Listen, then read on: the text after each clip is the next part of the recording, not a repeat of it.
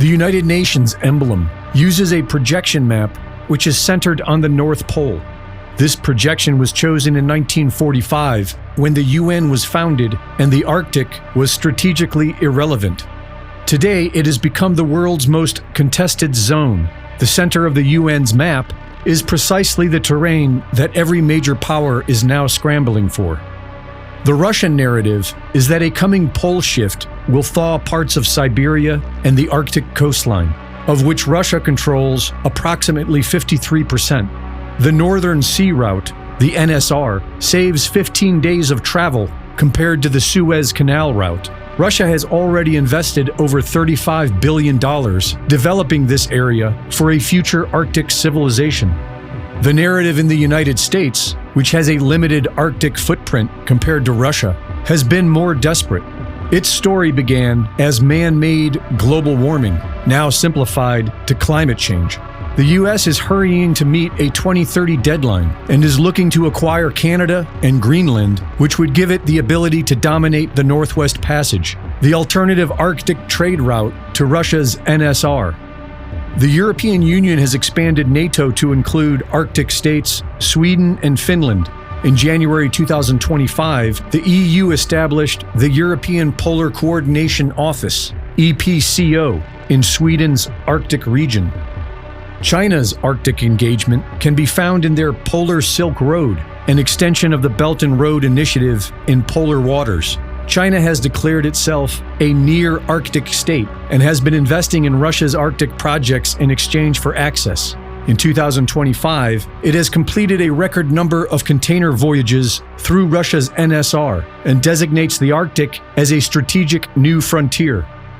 We are living through the most consequential reorganization of world power since 1945, and the geological advantage for all nations is clearly centered in the Arctic region. The new multipolar world order is forming, and with it, a new financial system is being built. A new world order in which energy, food, and metals become the new reserve assets.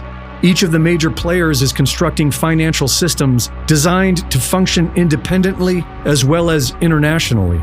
In the USA, there is Hedera's digital hash graph, which is governed by institutions including Google, IBM, Boeing, LG, and FedEx. Hedera is not a replacement for the dollar. It is a faster, more programmable upgrade of the US dollar system that works along with stablecoins, such as USDC.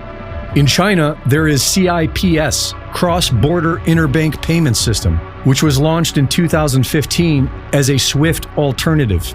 But unlike SWIFT, which only handles messaging, CIPS handles actual clearing and settlement. There is also the digital yuan, which has already reached 2.25 billion wallets, more than China's entire population. And there is mBridge, China's most ambitious project, a multi-CBDC platform developed with Hong Kong, Thailand, and the UAE, allowing direct settlement between digital currencies.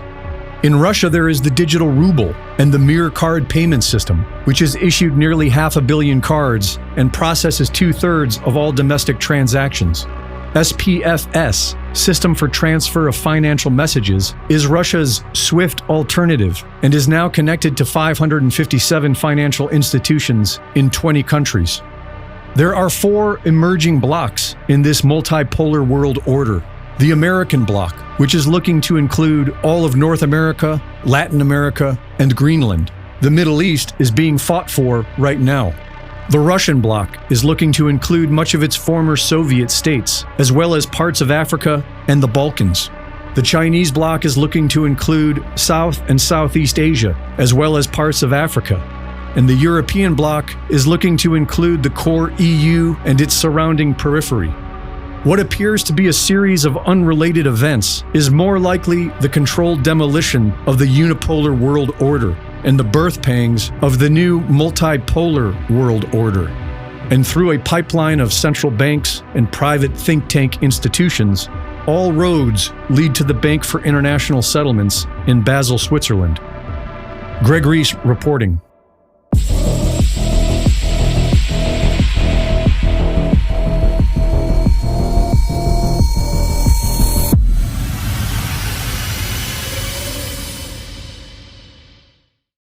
The Reese Report is now fully funded by my Substack subscribers. Subscribe today and support my work at gregreese.substack.com.